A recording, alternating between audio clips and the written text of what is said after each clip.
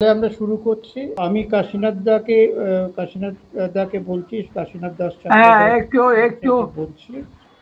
আজকে কবির জন্ম শতবার্ষিকী 117 বোধহয়, 16-17, অনেকে 117তম।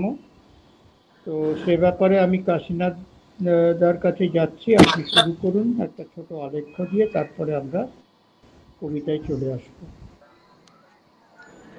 শুভ সন্ধ্যা। আজকে আমাদের বিষ্ণুদে স্মারক সন্ধ্যা হচ্ছে। আমরা 39 বলে এটা বলে 40তম 40তম। এটা আমাদের সৌভাগ্য যে আমরা বিষ্ণুদেকে নিয়ে, একজন মহান কবিকে নিয়ে আমরা 40 মাস অর্থাৎ আমরা 3 বছর, প্রায় 3.5 বছরের মতন প্রতি মাসে একবার হলেও আমরা বিষ্ণুদেবকে স্মরণ করছি। এবং এই উপলক্ষে আমরা প্রত্যেকেই, আমাদের প্রায় সদস্য সংখ্যা প্রায় জোনা 50-এর মতন হবে আশা করছি, মনে হচ্ছে আমার। এই বিষ্ণুদেব আমাদের হাওড়া জেলার লোক। তিনি পাতিহালে জন্মগ্রহণ করেছিলেন এবং পরে যদিও পাতিহালে জন্মগ্রহণ করেননি, ওটা পৈতৃক ভিটে।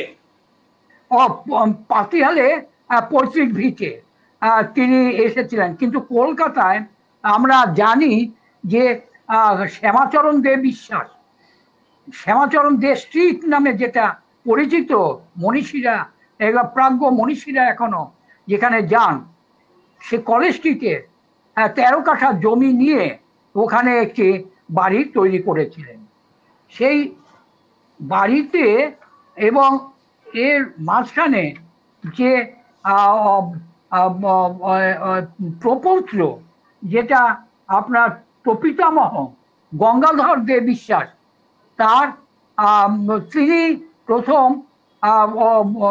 কলেজ স্ট্রিটে 13 কাঠা জায়গা নিয়ে নেন এবং তারপরে শ্যামাচরণ দে বিশ্বাস তার জ্যেষ্ঠ পুত্র, এবং তারপরে দেখা যায় অবিনাশ চন্দ্র দে, যে বিষ্ণুদের বাবা, বিষ্ণুদের পিতা, এবং মায়ের নাম মনোহারিণী দেবী। এই দুজন এই বিষ্ণুদের পিতা, তিনি তার এতে জন্মগ্রহণ করেন। এই বিষ্ণুদেব হচ্ছে 18ই জুলাই 1909 সালে জন্ম এবং 3রা ডিসেম্বর 1982-তে তিনি প্রয়াণ হন। এই বিষ্ণুদেবকে নিয়ে যে সমর সেনের 1916 এবং 87 কবি স্বরূপের মধ্যে কিছু সমাধানতা আছে বলে তাদের কবিকর্মের আলোচনাও প্রাসঙ্গিক। তিনি সমসাময়িক ছিলেন সমর সেন এবং কবি বিষ্ণুদেব। এবং পরে দেখা যাচ্ছে যে কাব্য শব্দজনের যে কাব্য বৈশিষ্ট্য হলো নিজের সীমা ও অস্মিতা ত্যাগ করে দেশ, সমাজ, জীবনের বঞ্চনা ও গানের মধ্যে যে নিজেদেরকে ছড়িয়ে দেয়া ব্যস্তিত গোষ্ঠীর মধ্যে সীমাকৃত করেন। এই বর্তমানের ভাঙাচোরা জীবনের প্রতীকের মধ্যে দিয়ে ভবিষ্যতের বলিষ্ঠতম যে ঐতিহ্য উপনীয় হওয়ার পর সাধনায় দুজনে সমান ভিন্নতর। বিষ্ণুদেব প্রথম কাব্যগ্রন্থ উর্বশী ও আর্টেমিস, যেটা আপনার 1932 সালে প্রথম প্রকাশিত হয় 1932 সালে, এবং পরের কাব্যগ্রন্থ 1938-এ প্রকাশিত হয়, যেটার নাম চোরাবালি। পরে পূর্বলেখ কাব্যগ্রন্থে প্রকাশিত হয় 1940 সালে, যেটা কাব্যগ্রন্থের নাম সন্দীপের চর। অনিষ্ট 1950 এবং নাম রেখেছি কোমল গান্ধার 1950 ইত্যাদি ইত্যাদি পরপর তার কাব্যগ্রন্থ প্রকাশিত হতে থাকে। এবং এই প্রকাশিতর মধ্যে, এই কাব্যগ্রন্থের মধ্যে দেখা যাচ্ছে যে নতুন নতুন ভাবনা, নতুন নতুন কাব্য চিন্তা তাকে পেয়ে বসেছিল। তখন কবি গোষ্ঠীর মধ্যে প্রত্যেকের দৃষ্টিভঙ্গিতে ভিন্নতর। এইটি হচ্ছে বৈশিষ্ট্য যে একজন কবি, তখন অনেক কবি জন্মগ্রহণ করেছিলেন এবং প্রত্যেকেই নামজাদা কবি, কিন্তু নামজাদা হলো তাদের মধ্যে প্রত্যেকের দৃষ্টিভঙ্গি, প্রত্যেকের রূপরেখা ছিল আলাদা ধরনের। প্রত্যেকেই কবি, প্রত্যেকেই প্রতিষ্ঠিত, কিন্তু তাহলে তাদের ভাবনা চিন্তার মধ্যে একটা আলাদা বৈশিষ্ট্য থাকে। প্রত্যেকের কবি সত্তা হয়ে ওঠে বিষ্ণুদেব ঐতিহাসিক বিবর্তনে বিশ্বাসী। জনারণ্যে তিনি ঠাঁই করে নিতে চান। অবশ্য হাতুড়ি, নেহাই, হাঁপড় তার একমাত্র উপাদান নয়। প্রেম ও রোমান্স তার কবিতায় অনেক সময় পরম প্রাপ্তি বলে মনে হয়।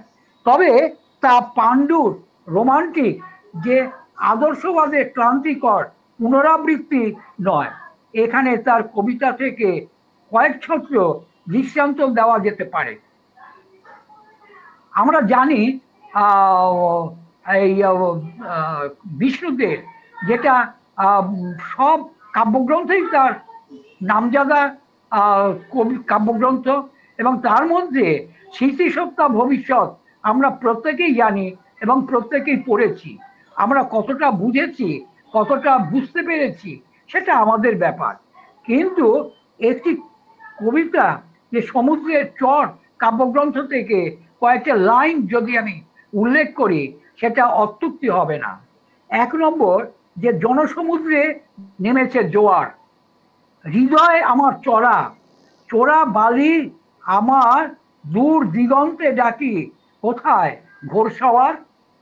দীপ্ত বিশ্ব বিজয়ী বর্ষা তোলো, কেন ভয়, কেন বীরের ভরসা ভালো, নয়নে ঘনায় করে করে ওঠা পড়া, চোরাবালি আমি দূর দিগন্তে ডাকি, হৃদয় রয়েছে চড়া।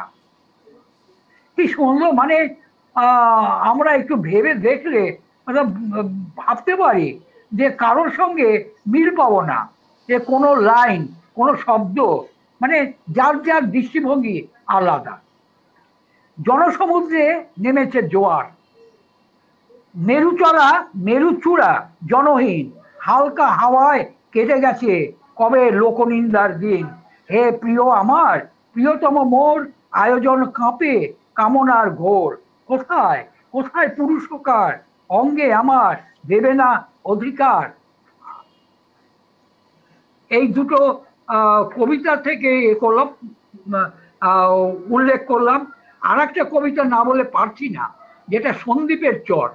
আমরা প্রত্যেকেই জানি, প্রত্যেকেই পড়েছি, তবুও যেন মনে হয় যে তার কাব্যগ্রন্থ থেকে কবিতা না পড়লে যেন তাকে ঠিক স্মরণ করা হয় না। চলো যাই, চলো যাই হে চরলা চুরালা, বঙ্গোপসাগরে মৃত্যুহীন, সন্দীপের চরে ভারত সাগরে, চলো মমল্ল পূরণে কোনার্ক বন্দরে, কিংবা চিল্কা সরোবরকে কোকনদে রামেশ্বরে, ত্রিবাঙ্কুর হস্তি মুখ গুম্ফা কাম্বে, কিংবা বঙ্গোপসাগরে, জাভায় বলিতে মাত্রা বানে ও দৃশ্যায়, যে অস্ত্রাখানে বাটুম বা বাল খাসে আড়ালে বা কারা কোলে কেউ, একই একই সব বাংলার ভারতের গায়ে গায়ে শহরে শহরে। 40 কোটির প্রাণ দোলে, তখন জনসংখ্যা ছিল আমার মনে হচ্ছে 40 কোটি, তা প্রায় 100 বছরের আগে আর কি।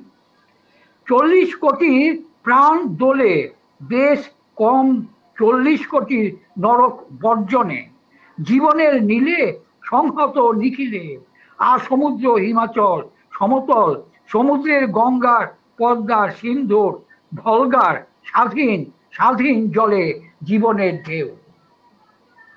কি সুন্দর! মানে পড়তে ভালো লাগে। আমরা কতটা বুঝেছি সেটা জানি না।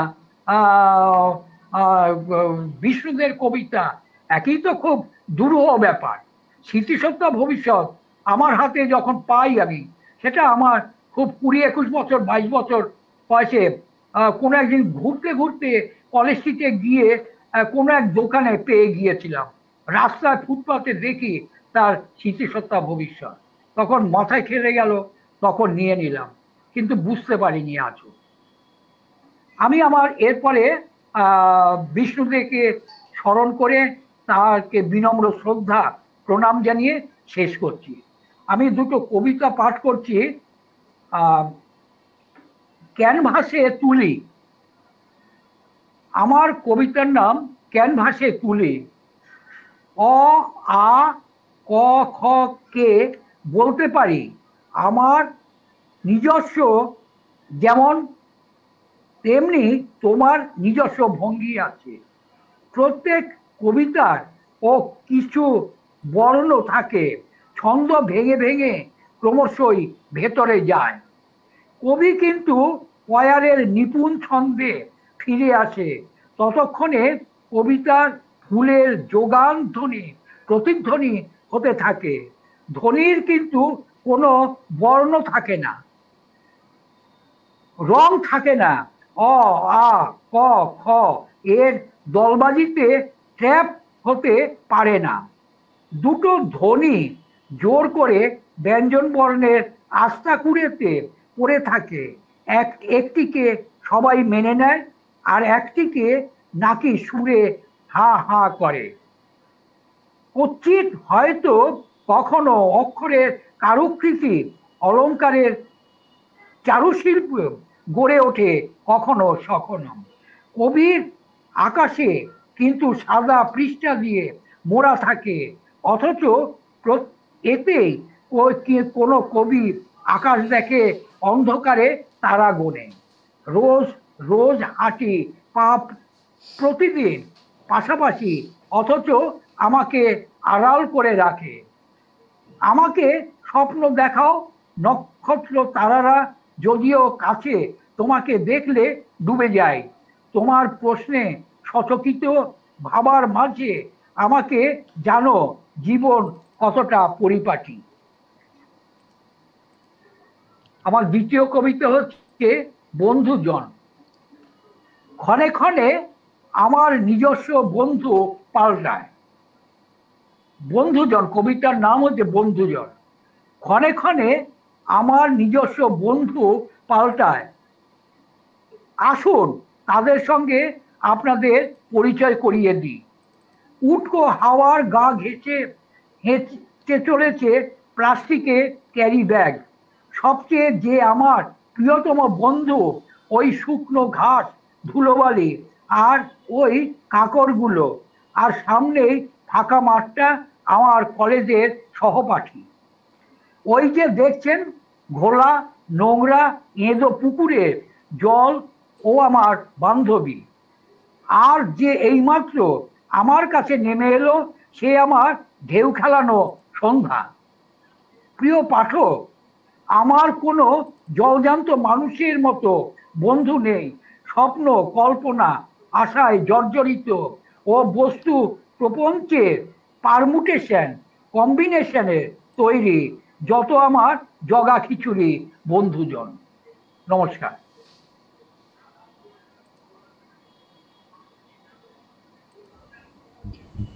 আমরা এতক্ষণ অবধি কাশীনাথদার কাছ থেকে প্রথমে কবির আজকের জন্মবার্ষিকী, তো সেই উপলক্ষে আলেখ্য শুনলাম, তারপরে দুটো অসাধারণ দুটো কবিতা শুনলাম। শেষের কবিতা বিশেষ করে উল্লেখ করতে হয়। আমি এবার যাচ্ছি সর্বানিধির কাছে। সর্বানিধি, আপনার দুটো কবিতা। সবাইকে নমস্কার জানিয়ে পাঠ করছি। আমি যেটা বলতে যাচ্ছিলাম সেটা হচ্ছে কামনা। আমার কবিতাটার নাম কামনা। কামনা মানে প্রত্যেকেরই মনের মধ্যে নানা রকম কামনা জাগে, সেরকমই ছোট ছোট ভাগ ভাগ করে একটা লিখেছি আর কি। কামনা। মসৃণ পথে গাড়ি চলছে তো চলছেই, দুপাশে বাড়িগুলো ধীরে ধীরে মিলিয়ে যাচ্ছে। মন্দিরের ওপরে যে পতাকাটা উঠছিল সেটিও মিলিয়ে গেল। ক্যাচ, জোর ধাক্কা, কুকুরটি রাস্তা পার হচ্ছিল, উল্টে গিয়ে গলার আওয়াজটা ক্রমশ স্তিমিত হয়ে নিস্তব্ধ হয়ে গেল। একটা কত রং বেরঙের উপহার এনে মন ভরিয়ে গিয়ে বলতে, আমি তোমাকে খুব ভালোবাসি। মাঝে মধ্যে লোভ জাগানো খাবার এনে জিহ্বার রসনা তৃপ্তি করাতে। ভালোবাসাটা ভালোই চলছিল। একদিন ঝড়ে বাড়ির চালাটা উড়ে গেল, ভালোবাসাটাও মিলিয়ে গেল। লতাটা কিরকম এঁকে বেঁকে গাছের গায়ে বেয়ে উঠেছে, ফুলগুলিও সুন্দর প্রস্ফুটিত হচ্ছে, কিন্তু গাছটি কেমন শুকিয়ে যাচ্ছে, পাতাগুলো একে একে বিবর্ণ হয়ে নিজস্ব সৌন্দর্য হারিয়ে ফেলছে। মিছিল চলছে, অবরোধ হবে রেলের চাকা, বিক্ষুব্ধ সব যাত্রীরা, সকলকেই পৌঁছতে হবে তরা। নিশুতি রাত, রেল লাইনে অবস্থান, ট্রেনটির দুরন্ত গতি, দুজনে কোথায় যেন ছিটকে গেল, উন্মাদনায় মতি। নমস্কার। এই একটা।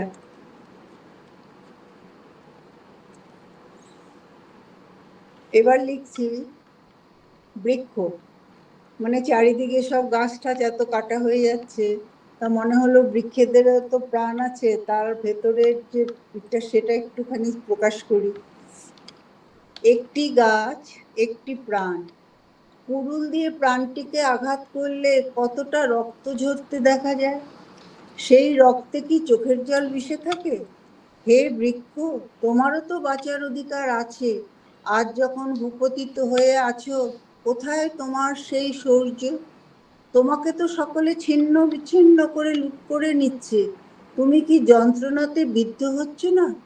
তোমার সুডৌল পত্রগুলো কেমন উড়ে উড়ে যাচ্ছে, তোমার রক্তাক্ত দেহ যা দৃষ্ট হয় না, সকলের মনের উল্লাসে উপভোগ করে ছিন্ন বিচ্ছিন্ন করে দিচ্ছে। তুমি কেমন করে নিস্তেজ হয়ে সকলের কামনা চরিতার্থ করছো? হায় বৃক্ষ, এতই তোমার সহ্য ক্ষমতা, প্রতিবাদের ভাষা নেই কেন? তোমার ছায়ায় আমরা যখন শীতল হয়েছিলাম, মাতৃকোড়ের মতো লালন করেছিলে। হে বৃক্ষ, তুমি যদি মাতৃসম হও, তোমার শক্তি দিয়ে গর্জে ওঠো। বৃক্ষের অবস্থান করা পক্ষীকুলকে ঠোকর দিতে শেখাও, বজ্রাঘাতে মৃত্যুদণ্ড দাও, ধরণীর মাটিকে শক্ত করে ধরে না রেখে বন্যার জলে ভাসিয়ে দাও। নমস্কার। আমরা সর্বানিধির কাছ থেকে দুটো খুব সুন্দর দুটো কবিতা শুনলাম। আজকে আমরা এবার চলে যাচ্ছি উত্তমবাবুর কাছে। উত্তমবাবু, আপনার কাছ থেকে দুটো কবিতা। মাইক্রোফোনটা অন করে আসবেন। সকলকে সান্ধ্যকালীন আন্তরিক অভিনন্দন শুভেচ্ছা জানিয়ে আমি একটি পাঠ করব, কারণ বিষ্ণুদেব সম্পর্কিত কবিতা একটু বড় আছে, সময় থাকলে আর একটা করা যেতে পারে। কবি বিষ্ণুদেব। কবি বিষ্ণুদেব বললে ভোলা সে কোথাকার কে, এই গাঁয়েতে বাপের ভিটে তাও জানিস নে, না হয় কলকাতাতে জন্ম তার পটল ডাঙায়, লেখাপড়ার পাণ্ডিত্যে তারেই চেনা যায়, কাব্য কথায় সোনার পদক কম কথা তো নয়, ভাষার পারিপাট্যে হয়েছে তার জয়, সহজ সরল নয়কো মোটে শব্দ ব্যবহার, তাই বুঝি তার কাব্য কথার অর্থ বোঝা ভার। লোকে বলে কবিদের কবি, শিশুদের মন ভোলানো নয়, মা বোন আর কিষাণ মজুর তাই পড়তে পায় ভয়, জ্ঞান গর্ভ রচনা তার জ্ঞানপীঠ তারে দিয়েছে এনে, অবাক হতেই হয় সাহিত্যের নানা শাখায় বিচরণ জেনে, জানা যায় তার আত্মপরিচয় ছড়ানো এই জীবন থেকে, ছদ্মনামেও হয়েছেন হাজির আসল নাম লুকিয়ে রেখে, চিনব না জানবো না তারে যেখানে ছিল পূর্বপুরুষ, চেনা জানার দায় তো আমাদেরও, ফিরুক না হুঁশ। কবির গায়ের মানুষ আমরা, সেই গর্বে গর্বিত হতে চাই, চর্বিত চর্বণে দেখি না আমরা কত কিছু তার পাই, গ্রাম চিনতে এসেছেন গ্রামে, মিশেছেন মানুষের সাথে, রচনায় তার প্রকাশ পেয়েছে, সাহিত্য ঋদ্ধ হয়েছে তাতে। কবি শুধু কবিতায় নয়, গল্পে প্রবন্ধে প্রকাশ নানাভাবে, প্রেমের ধ্বনি ভেসেছে বাতাসে, পড়লে সবে টের পাবে। কত না বই হয়েছে প্রকাশ, কত না পুরস্কার এসেছে হাতে, অনুবাদও পেয়েছি কত, আমরা হয়েছি ঋদ্ধ তাতে। আজ জন্মদিনে মিলেছি আমরা জানতে চিনতে তারে, তার সৃষ্টি রহস্য উদ্ধারিতে এভাবেই মিলবো বারে বারে। এসো নব্য দিনের নব্য জবান, মেলে তোমাদের দৃষ্টি, কত ছিল তার জ্ঞানের চন্দ্রিমা, কবি বিষ্ণুদের সৃষ্টি। বাতাস ঘুরেছে বুঝি তাই আমরা উঠেছি মেতে, শব্দের চাতুরিতে কি ছিল রহস্য তা খুঁজে পেতে। কে তুমি বলছো, কে দেবে সে গুপ্তধনের সূত্র সন্ধান, মিলিত উদ্যোগে উদ্ধারিব আমরা তার পিতৃগায়ের সন্তান। আজকের কবি তাদের সৃষ্টিও তো কঠিন শব্দ ছন্দ, মিছে কেন করি তবে তারে নিয়ে মনে এত দ্বন্দ্ব। কঠিন পর্দা সরালে জানি নিশ্চিত পাবো আলোর দেখা, রহস্য সেদিন উন্মোচিত হবে, পাওয়া যাবে সুবর্ণ রেখা। আর তখনই পাওয়া যাবে আমাদের পরিচয়, সৃষ্টির রসদে করব সৃষ্টি, আমরাও কিছুতে কম নয়। কবির দেশের মানুষ আমরা, আমরা সৃষ্টি করতে পারি, যোগ্য উত্তরাধিকার হয়ে স্বাক্ষর রাখছি তারই। হে কবি, ওপার হতে দাও শক্তি, দাও তোমারে চিনতে, আমাদের ইচ্ছে পূরণ হোক, আমরাও যেন পারি চিনতে। ধন্যবাদ, নমস্কার। এখন সময় হলে না হয় পরে আরেকটা বলা যাবে। ঠিক আছে, আমরা উত্তমবাবুর কাছ থেকে বিষ্ণুদের ওপর একটা কবিতা শুনলাম। আজকে বিষ্ণুদের 117তম জন্মবার্ষিক, কবিকে আমরা স্মরণ করছি বিভিন্ন কবিতার মাধ্যমে। এবার আমি চলে যাচ্ছি দীপকবাবুর কাছে। দীপকবাবু, আপনি মাইক্রোফোন খুলে দুটো কবিতা পড়ুন। শুভ সন্ধ্যা, সবাইকে শুভেচ্ছা, ভালোবাসা, শ্রদ্ধা। আমি একটা কবিতা পড়ি, অনেক বড় কবিতা। বিষ্ণু থেকে আমার প্রণাম জানিয়ে, আমার কবিতার নাম ভ্রষ্ট ধৃতরাষ্ট্র। ছড়া কবিতা এটা।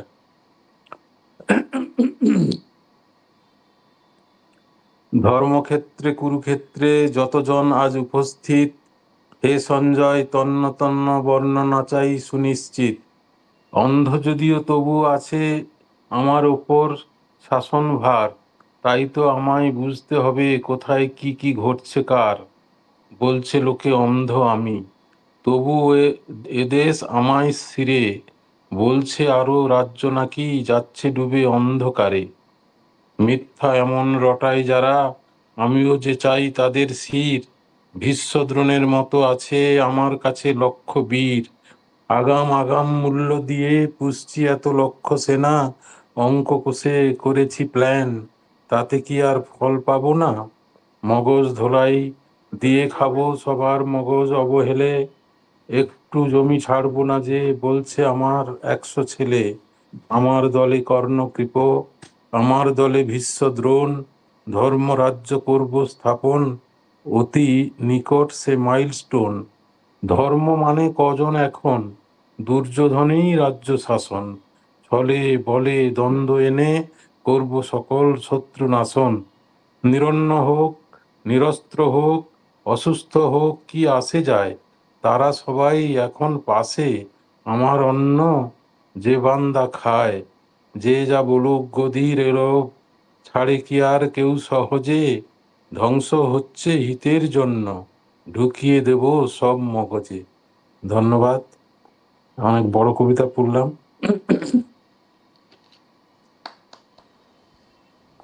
আমরা দীপকবাবুর কাছ থেকে কবিতা শুনলাম। এরপর আমরা চলে যাচ্ছি অশোকবাবুর কাছে। তারপরে আমরা আবার উত্তমবাবুর কাছে চলে আসবো। উত্তমবাবুকে বলছি আর একটা কবিতা বাছাই করে রাখুন, কারণ যথেষ্ট সময় থাকবে আমাদের। আর দীপকবাবুও যদি একটা কবিতা পড়তে চান উনি পড়বেন। আচ্ছা,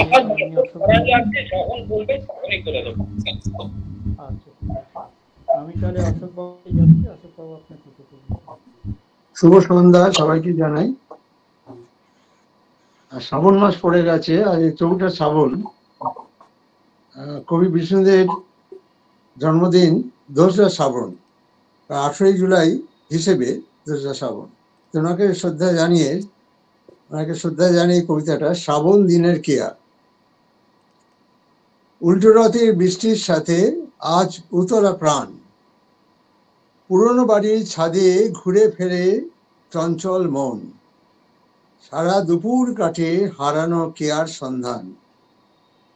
আচ্ছা, বেশ তো আছি পরিচ্ছন্ন চারিদিক, সবকিছু মার্বেল চকচকে ঝকঝক, প্রাণময় সবুজ যে এদিকে নিষ্প্রাণ পাথরে অন্তলীন। কেন আজ বিবেক ছিঁড়তে চায় মোহের বান্ধন? জন্মভিটের এ যে এক অমোঘ টান, গন্ধরাজে চারিদিকে মাতোয়ারা তখন, ওই তো সামনেই বেদিতে প্রভু জগন্নাথ, মাটিতে ছড়িয়ে শ্রাবণ দিনের কেয়া। দুহাতে সেই ভরে করি নিবেদন, তাই দেখেতে শুনি তোমার কেমন যে টান দেয়া। কবিতা, প্রথম কবিতা। এখন কি দ্বিতীয় কবিতা বলবো? বলুন দ্বিতীয় কবিতা। আচ্ছা, দ্বিতীয় কবিতা আছে কিছু তারই আবেশ। বয়সের সাথে সাথে সম্বোধনও কেমন পাল্টায়, মিষ্টি দাদা ডাকটা আর শুনতে পাই না, সেখানে পুরোপুরি জায়গা দখল, উঠতে বসতে এখন কান বিদীর্ণ, ও কাকু। ছোটবেলায় অল্প বড় হলে দাদা, খুব বেশি তো কাকা বা জ্যাঠা। এক বৃদ্ধকে জ্যাঠা বলায় সে কি ভীষণ রাগ। তোমার বাবা আমার চেয়ে কত বড় জানো? সেই থেকে ধাক্কা খেয়ে কাকা, সেই সুমধুর ডাক এখন বিবর্তনে কাকু। প্রথম প্রথম কানে লাগতো, এখন এতটুকু বাচ্চা থেকে বড় সবারই একই ডাক, কাকু। সেদিন ছিল মজার চমক, ষাটোর্ধ এক অপরিচিত আর কাকু ডাক। কাছে গিয়ে জিজ্ঞেস করি, আমাকে কি মনে হয় শতাব্দী প্রাচীন? আজও সব ব্যাখ্যা শুনে হই হতবাক। জানেন তো, দাদা বলতে সংকোচ হয় যদি আবার কিছু মনে করেন, অন্যেরাও যদি কিছু ভাবে। যুক্তির পর যুক্তি শুনেই চলেছি, একটু আপত্তি তুলতে যুক্তি ঝড়। আচ্ছা, কাকু মানে তো পিতৃতুল্য, তাই সাতক্ষণ মা, আবার লজ্জার নেই অবকাশ। আপত্তি করছেন কেন? বাহ, রোমাঞ্চ থাকুক না সারা জীবন, আছে কিছু তারই আবেশ, সেই প্রথম নেই যে শেষ। কবিতা শেষ। আরেকটা। আমার দুটো হয়ে গেল। দুটো হয়ে গেল? আমার দুটো কবিতা বলা হয়ে গেল।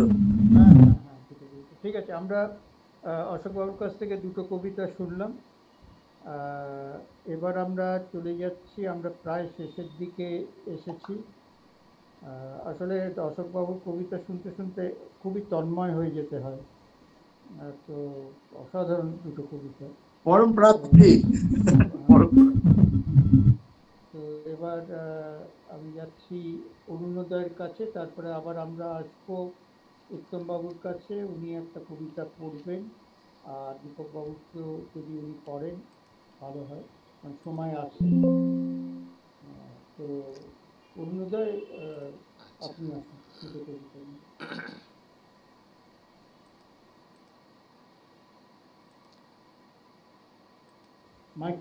মাইক্রোফোন। হ্যাঁ, অন করিনি। হ্যাঁ, এবার ঠিক আছে। মাইক্রোফোন এবার ঠিক আছে।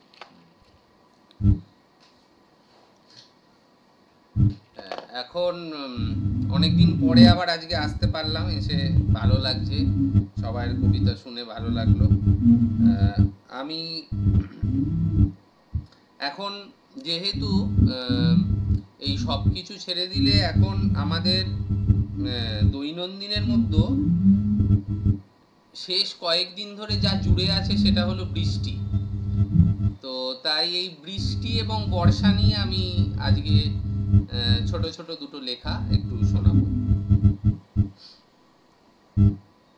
এক হচ্ছে বৃষ্টি এলো, ঝাঁপিয়ে বৃষ্টি এলো, ভিজলো ক্লান্ত ধুলো, টুপটুপে ভেজা পাতার তানে, সোদা মাটির উদাস ঘ্রাণে, ঝোড়ো হাওয়ার মাতাল টানে, ঘড়ির কাঁটা ছুটি নিল। ছুটি নিল রোজের রুটিন, ছুটি নিল ব্যস্ত দিন, ভাবনাগুলো ভিজলো ঝড়ে, ছেঁড়া কাগজের নৌকা চড়ে, পাল তুলে আজ অনেক দূরে, মেটাতে সতেজতার ঋণ।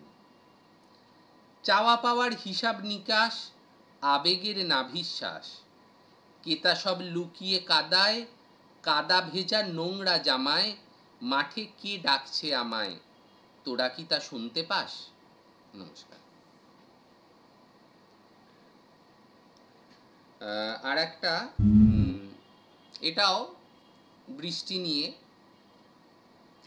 বৃষ্টি নিয়ে আমাদের অনেক রকম অনুভূতি কাজ করে, তাই সেই রকমই অন্য একটা অনুভূতির কথা। বৃষ্টি আসে না লেখার নাম। বৃষ্টি তুমি ওই আকাশের চোখের প্লাবন, ওই মাটিতে জড়িয়ে ধরা কাদার ছোপ। বৃষ্টি তোমার অঝোর ধারা আলসে করে, চায় সে আবেগ অসুস্থতার সঙ্গী হোক।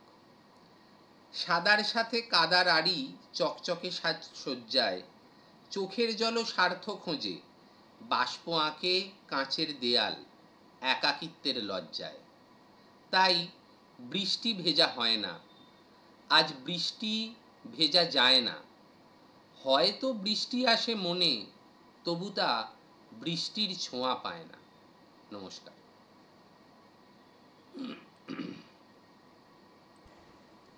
আমরা খুব সুন্দর। অন্যদের কাছ থেকে দুটো বৃষ্টির ওপর কবিতা শুনলাম, খুব সুন্দর দুটো কবিতা।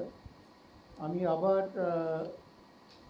উত্তমবাবুর কাছে যাচ্ছি। উত্তমবাবু, আপনার হাতের সামনে যদি একটা কবিতা থাকে, একটা কবিতা। প্রথম ক্ষেপে শ্যামল, তোমার দুটো কবিতা আগে পাঠ করে নাও, তারপরে আবার আর একটা কবিতা করে আমরা প্রত্যেকে পাঠ করব যদি সময় থাকে। না, তখন আর সময় আগে তোমার কবিতা হয়ে যাক, বলে নিন, তারপরে হ্যাঁ হ্যাঁ হ্যাঁ।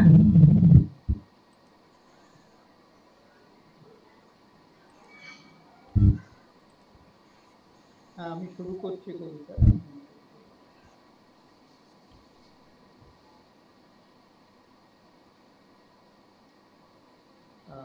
আমি কবিতা পড়ছি। প্রথম কবিতা হচ্ছে পাতুবুড়ির উপাখ্যান।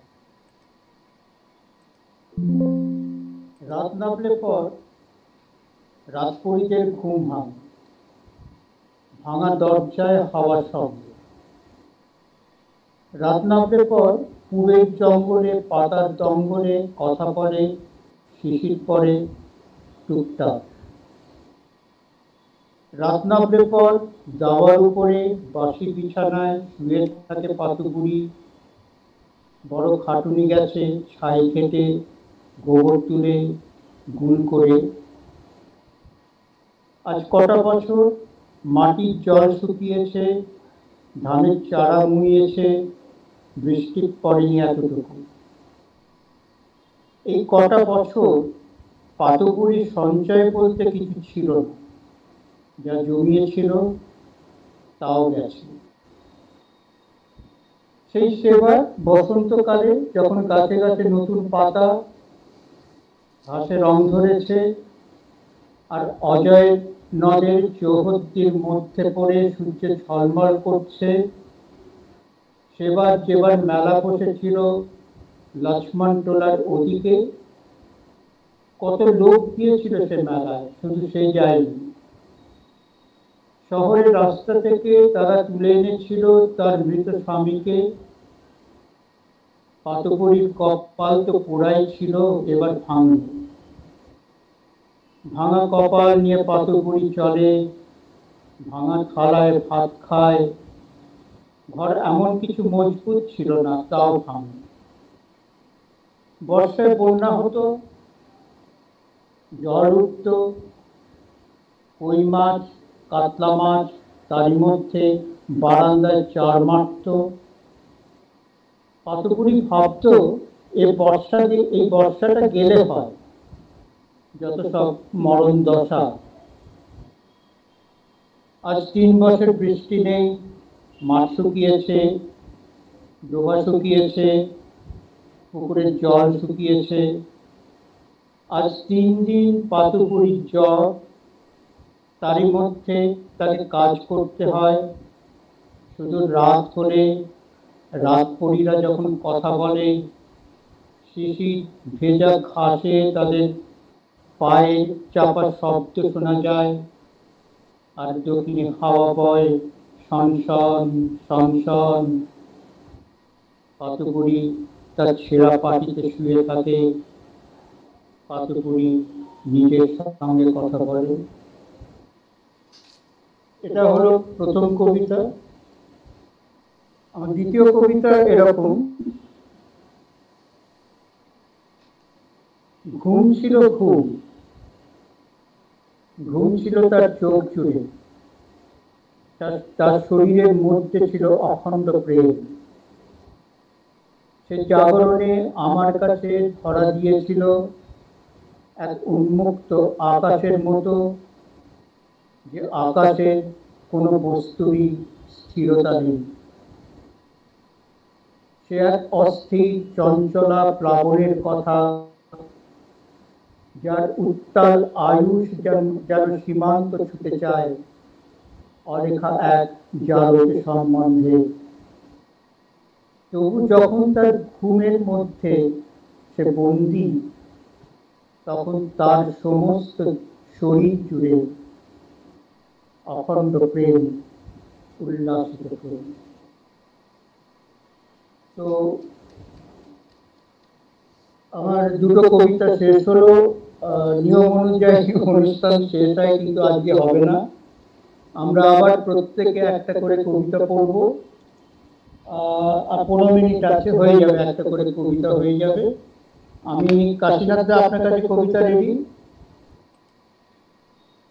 মাইক্রোফোন খুলে আসুন।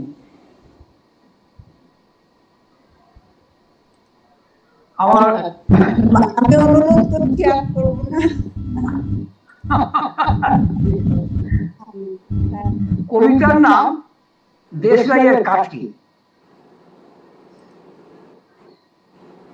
দেশলাইয়ের কাঠি ভাবে, আমি ইচ্ছে করলেই আগুন লাগিয়ে দিতে পারি।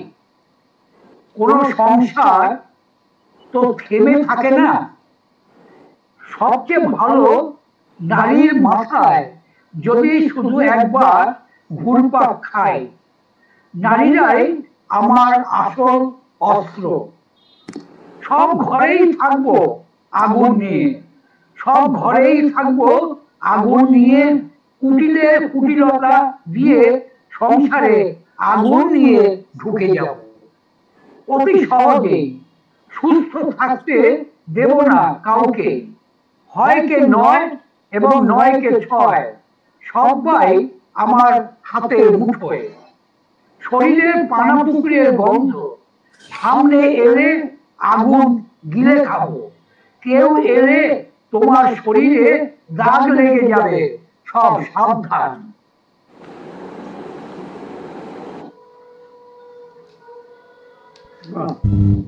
দারুণ একটা কবিতা শুনলাম কাশীনাথ দা। এই কবিতা অনেক রকম ভাবে ব্যাখ্যা করা যায়, যে যার মতো করে ব্যাখ্যা করি।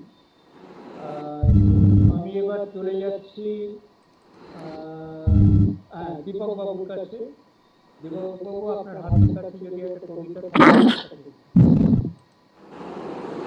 আমি ছড়া পড়েছি, আজকের ছড়াই পড়ি। আর একটা ছড়ার নাম হচ্ছে মাছ মায়া। বিড়াল বলে মাছ খাবে না, আঁশ ছবে না, কাশি যাবে। ল্যাঠা মাছটি পড়লে ধরা, সমাজ কি করে পাল্টাবে। মাছ ও ভাতের বাঙালি জাত, তাতে রাঘব বোয়াল নানা। ভাজা মাছটা উল্টে খেতে জানে না সে এ ভাবখানা। ধরবে যে মাছ না ছুঁই পানি, তারাই এখন দেশের রাজা। গভীর জলের মাছটি সেজে, মাছের তেলে মাছের ভাজা। সব পাখিরাই মাছটি খাবে, দোষটি হবে মাছরাঙাকে। সত্যি ঢাকে মিথ্যা বলে, কোন ছলে সে মান ভাঙাবে। শাক দিয়ে কি মাছ ঢাকা যায়, সত্যি পরে জানা তো যায়। পুঁটি মাছের তরতরানি, খাদ্যে আগে তার ভাজা খায়। এসব শুনে বলল বুড়ো, নেই যে কথার লেজা মুড়ো। পঠন পাঠন মাছের বাজার, অবাক হয়ে ভাবছে খুড়ো। কই মাছের প্রাণটি এখন সব দেশেরই প্রজাগুলোর। প্রজাতন্ত্র গায়েব ক্রমে, রক্তে রাঙা মাটির ধুলো। ধন্যবাদ সবাইকে। খুব ভালো। আমরা দীপক বাবুর কাছ থেকে একটা খুবই সুন্দর ছড়া শুনলাম। এবার আমরা আসছি উত্তম বাবুর কাছে। উত্তম বাবু, আপনার একটা কথা বলুন। উত্তমদা, আচ্ছা ঠিক আছে। মাটির মতো কোমল হও, চলো কবি মাটির টানে গ্রামে যাই। যেখানে মাটির সাথে মিশে আছে মানুষ, হাড় খাটুনি পরিশ্রমে মাটিতে ফসল ফলায়। তুমিও তো ফসল ফলাতে চেয়েছো কলমে, তোমার কল্পনায় অনেক করেছো সৃজন। এখন চোখ মেলে দেখে যা পাও সম্মুখে, তারেই রাখো ধরে তোমার কলমের আঁচড়ে। দিনের শেষে ক্লান্তি নেমে আসবে যখন দেহে, তখন যদি তোমার সৃষ্টির কথা মনে পড়ে, আন্তরিকভাবে করতে চাই উচ্চারণ। যদি পায় মনোমুগ্ধকর মিষ্ট কথার শব্দ ছন্দ, তখন অনর্গল পড়ে যাবে অবিরাম। আর যদি তা না হয়ে কঠিন শব্দ সামনে ভাসে, তখন ইচ্ছার বিরুদ্ধে বাধ্য হবে যেতে। দূরে সরিয়ে রাখবে সেই সব ছড়া কবিতা মালা, তোমার মনের মতো হলেও তার মনের মতো নয়। সেসব পড়ে পাচ্ছে না কোনো তৃপ্তি। হে কবি, তোমার কলমের মুখ ফেরাও, হালকা শব্দ গুচ্ছে গাঁথো মালা তার জন্য। কোমল মাটির মতোই হোক সহজ সরল, মাটির মানুষের কাছে মাটির মতোই হোক তোমার সৃষ্টি। তার তৃপ্তি হলেই তোমার জয়, তুমি সেই পথ নাও।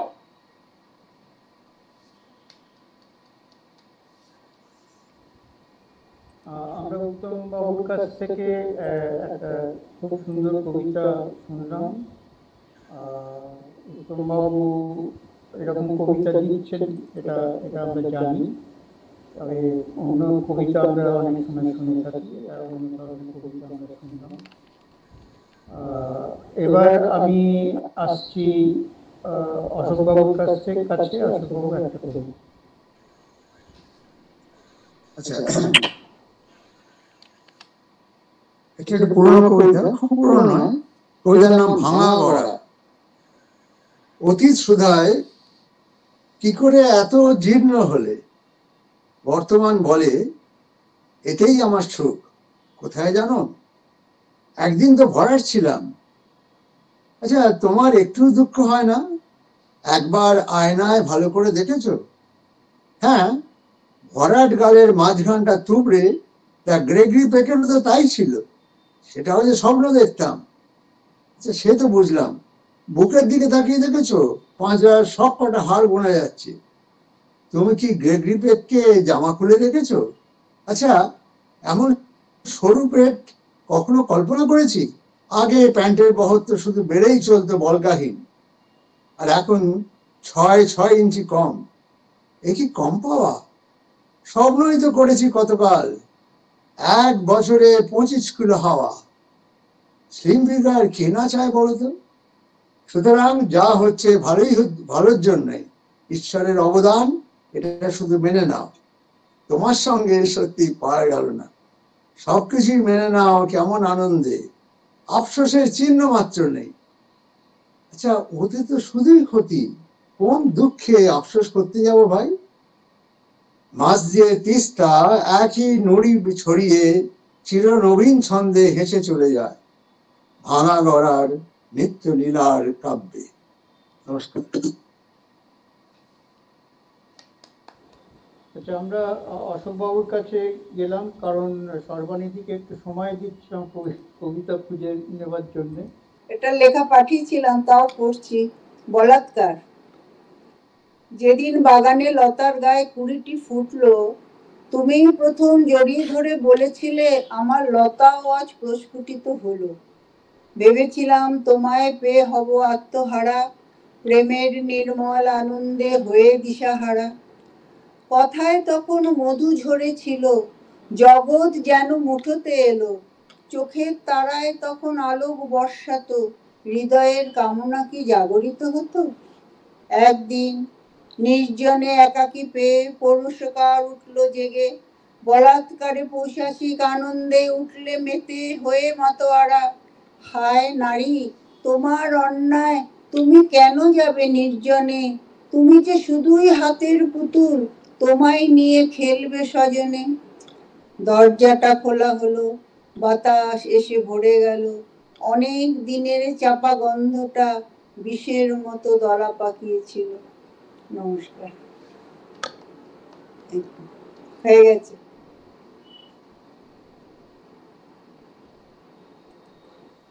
আচ্ছা, আমরা সর্বানিধির কাছ থেকে একটা কবিতা শুনলাম, খুব ভালো লাগলো কবিতা।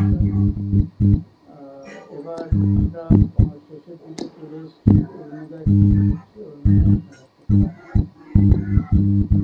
অরুণোদয় একটা, তুমি একটা। হ্যাঁ, ঠিক আছে। আচ্ছা,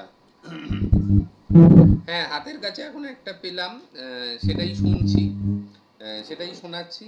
আজকে অনেকটা রাস্তা ট্রেন সফর করে এলাম, তো সেই জন্য হাতের কাছে এই রেল স্টেশন নিয়ে আমার একটা লেখা কবিতা আছে, সেইটাই একটু শোনাচ্ছি। সেই অভিজ্ঞতার কথা আজকে ট্রেন সফর করতে করতে মনে পড়ে যায়, যখন আমি একটা ফাঁকা স্টেশনে ট্রেনের জন্য অনেকটা সময় অপেক্ষা করতাম, তখন সেই স্টেশনটাকে নিয়ে এই লেখাটা লিখেছিলাম। Rail station. একটু বসেই উসখুস করো, ঘড়ি দেখো বারবার, তাড়াহুড়ো করে কামরায় চড়ো, সময় নেই তোমার।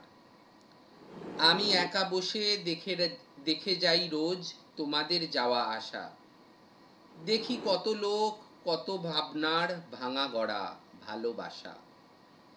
কজনের আমি রোজ দেখা পাই, কেউ আসে মাঝে মাঝে, আমাকে তোমরা দেখেও দেখোনি, ব্যস্ত হাজার কাজে। ঘুমিয়ে পড়ো কাজ সারা হলে, দিনটা কাজের কেনা। আমার বুকের না মেলা পথে বেড়ে চলে রোজ দেনা। আমি থাকি পড়ে আজীবন ধরে, কত শুরু কত শেষ, আমার দাম ওই টিকিটে মেপেই সকলে নিরুদ্দেশ। নমস্কার।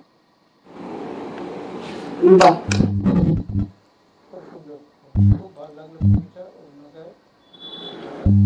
এবার ঠিক আছে, আমি একটা হ্যাঁ, কবিতা আপনার কবিতা এবার শুনুন। শেষ করছি।